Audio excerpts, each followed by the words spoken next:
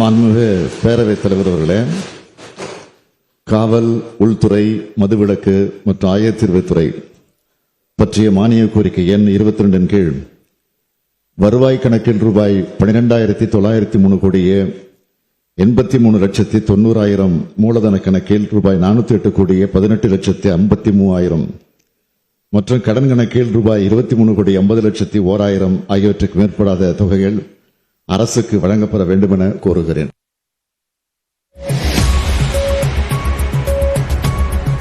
தற்போது சட்டப்பேரவையில் முதலமைச்சர் மு.க. ஸ்டாலின் பேசிய அந்த காட்சிகளை பார்த்தோம்.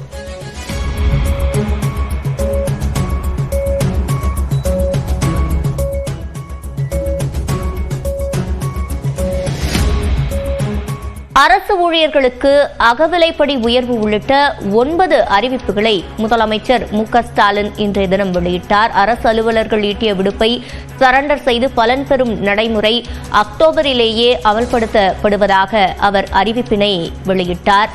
ஈட்டிய விடுப்புக்கான பலன்பலனை பெறலாம் என்று அவர் அறிவிப்பினை வெளியிட்டிருந்தார். இதேபோல மொத்தம் 9 அறிவிப்புகள் அரசு ஊழியர்களுக்காக வெளியிடப்பட்டது.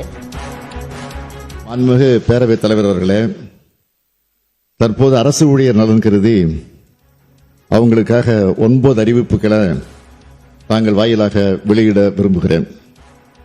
முதல் அறிவிப்பு, கோவிட்-19 பெருந்தொற்று காலத்தில் அரசு நிதிநிலையின் மீது ஏற்பட்ட பெருஞ்சுமை காரணமாக நிறுத்தி வைக்கப்பட்டிருந்த அரசு அலுவலர்களுக்கான ஈட்டிய விடுப்பு சரண் செய்யும் நடைமுறையை 1/4/2026 முதல் 15 நாட்கள் வரை சரண் செய்து பணப்பலன் பெறும் வகையில் மீண்டும் செயல்படுத்திட 2025-26 ஆண்டுக்கான நிதிநிலை அறிக்கையில் அறிவிப்பு வெளியிடப்பட்டுச்சு. இருந்தாலும் அரசு அலுவலர்கள் மற்றும் ஆசிரியர்கள் இந்த அறிவிப்பை இந்த ஆண்டே செயல்படுத்திட கோரிக்கை வச்சிருந்தாங்க, தொடர்ந்து வைத்துக் கொண்டிருக்கிறார்கள். அரசு அலுவலர்கள் மற்றும் ஆசிரியர்களுடைய கோரிக்கையை பரிசீலித்து ஈட்டி விடுப்பு நாட்களை 15 நாட்கள் வரை 1/10/2025 முதல் சரண் செய்து பணப்பயன் பெறலாம் என்பதை இந்த அவையில் மகிழ்ச்சியோடு தெரிவித்துக் கொள்கிறேன். இந்த அறிவிப்பின்படி சுமார் 8 லட்சம் அரசு அலுவலர்கள், ஆசிரியர்கள் பயன்பெறுவாங்க. இந்த அறிவிப்பினை செயல்படுத்திட ஆண்டு ஒன்றுக்கு 3,561 கோடி ரூபாய் கூடுதல் நிதியை அரசு ஒதுக்கிடும்.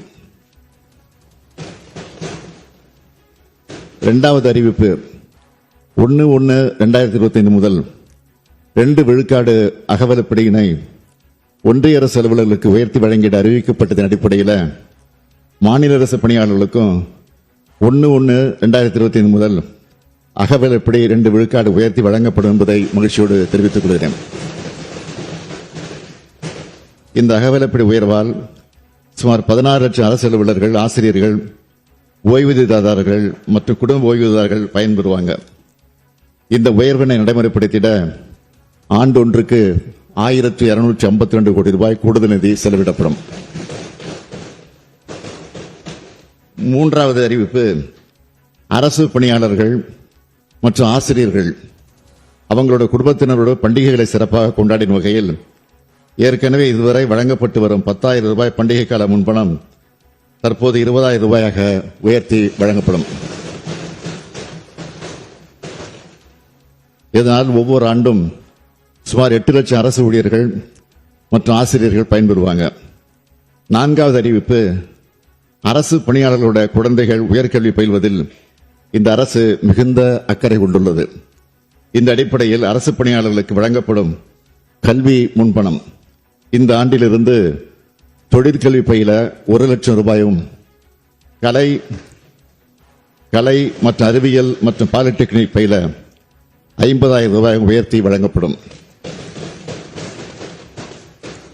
இந்த கல்வி முன்பண உயர்வால் தங்களின் குழந்தைகள் உயர்கல்வி பயில விரும்பும் அரசு பணியாளர்கள் மற்றும் ஆசிரியர்கள் பயன்பெறுவாங்க. ஐந்தாவது அறிவிப்பு, அரசு பணியாளர்கள் மற்றும் ஆசிரியர்கள் தமது பணிகாலத்தில் தேவையின் அடிப்படையில் திருமண முன்பணமாக பெண் ஊழியர்களுக்கு 10,000 ரூபாய் மற்றும் ஆண்களுக்கு 6,000 ரூபாய் வழங்கப்படுகிறது. இதனை பல மடங்கு உயர்த்தி அரசு அலுவலர்கள், ஆசிரியர்கள் அனைவருக்கும் மொத்தமாக 5 லட்சம் ரூபாயாக உயர்த்தி வழங்கப்படும்.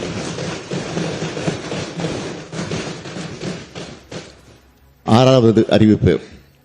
தமிழர் திருநாளாம் பொங்கல் பண்டிகைக்கு முன்னாள் கிராம பணியமைப்பு உட்பட சி மற்றும் டி பிரிவு ஓய்வூதியதாரர்கள், அனைத்து வகை தனி ஓய்வூதியதாரர்கள் மற்றும் அனைத்து குடும்ப ஓய்வூதியதாரர்களுக்கு தமிழ்நாடு அரசால் ஆண்டுதோறும் வழங்கப்படும் பரிசு தொகை 500 ரூபாயிலிருந்து 1000 ரூபாயாக இனி உயர்த்தி வழங்கப்படும்.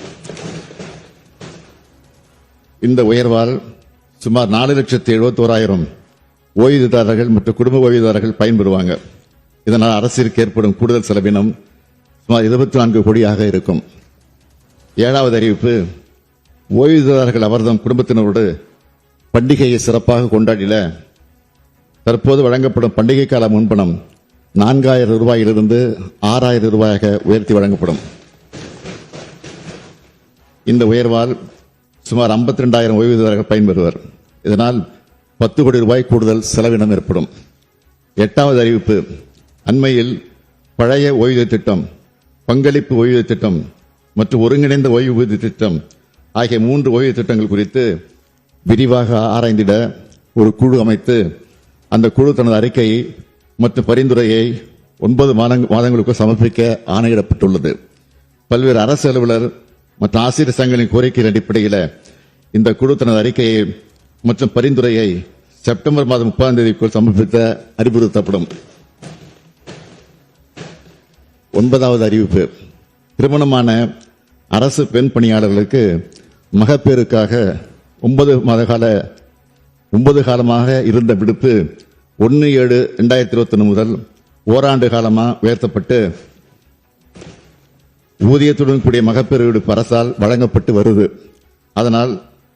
ஆனால் தற்போதுள்ள விதிகளின்படி மகப்பேறு விடுப்பு காலம் தகுதிகான் பருவத்திற்கு ப்ரொபேஷன் பீரியட் கணக்கில் எடுத்துக் கொள்ளப்படுவதில்லை. இதன் காரணமாக அரசு பணிகளில் பணியாற்றி வரும் பல்லாயிரக்கணக்கான இளம் மகளிர் மகப்பேறு விடுப்பு எடுத்ததால தகுதிகான் பருவத்தை உரிய காலத்திற்கு முடிக்க முடியாம அவங்களுடைய பதவி உயர்வு பாதிக்கப்படுவதுடன் பணிமுப்பினை இழக்கும் நிலையும் ஏற்படுது.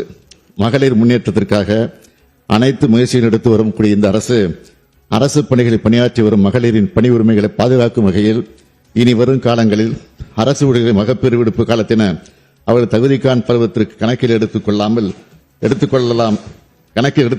என்று முடிவு செய்துள்ளது என்பதை தங்கள் வாயிலாக தெரிவித்துக் கொள்கிறேன். தலைவர் கலைஞர் வழியில் அரசு ஊழியர்களுக்கு அரணா, அரசு ஊழியர்கள் நலனின் அக்கறை கொண்ட அரசா திராவிட மாடல் அரசு என்றும் தொடரும்.